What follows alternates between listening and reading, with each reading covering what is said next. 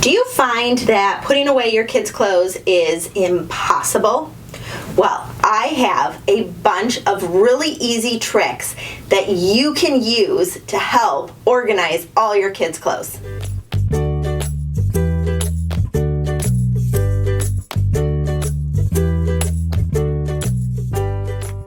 Hi, my name's Jessica. I'm the Organized Mama. I share organizing tips, tricks, and tutorials for families just like you. All right, the clothes situation. Now, depending on how your kids wear their clothes, the recommendations might be different. So, my daughter isn't that tall, and the way we kind of like configured her closet, we hung up all of her dresses and like longer shirts, and then we used drawers for everything else. Some clients' closets, we have hung literally everything because it's easier for their kids. So what you have to figure out is what is going to be the easiest thing that your kid can do. Now, my daughter's 5.5, and she puts away her clothes. I help her fold them, but she puts them all away. So I honestly say at around like 4 or 5, they should be putting away their own clothes. And I know the horror on your face, like, oh my God, how is that even gonna work? I'm gonna show you. I got you. Designate specific areas in your closet that the kids' clothes will go. In this closet, we have, these are like long sleeve shirts and dresses. I have, in this corner, we have the tank top dress that will come out. And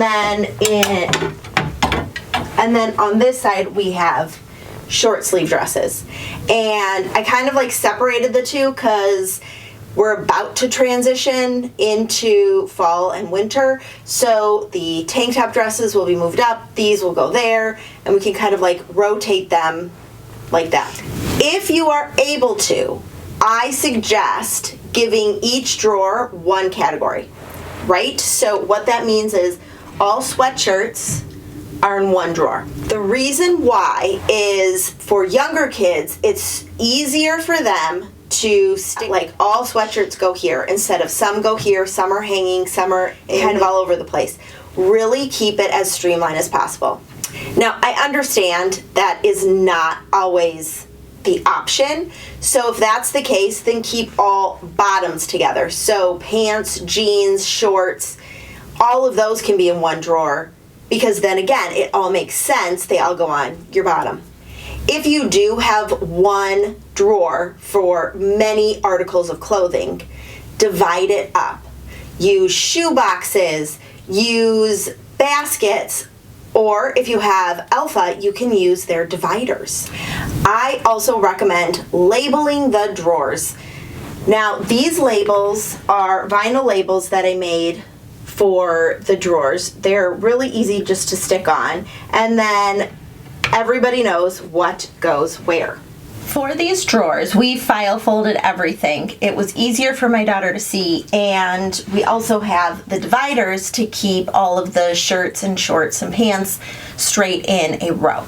I'm going to show you how I have taught my daughter how to fold shirts. We start by taking your t-shirt and putting the front down. Then we pull one side over, the other side over, and then we go from the bottom, fold, fold, and now she can put it away. Since her shorts are kind of small, we do it a little different because sometimes the traditional way of folding doesn't always work. So what we do, we lay them down, we fold them in half, and then from the top we go down, down.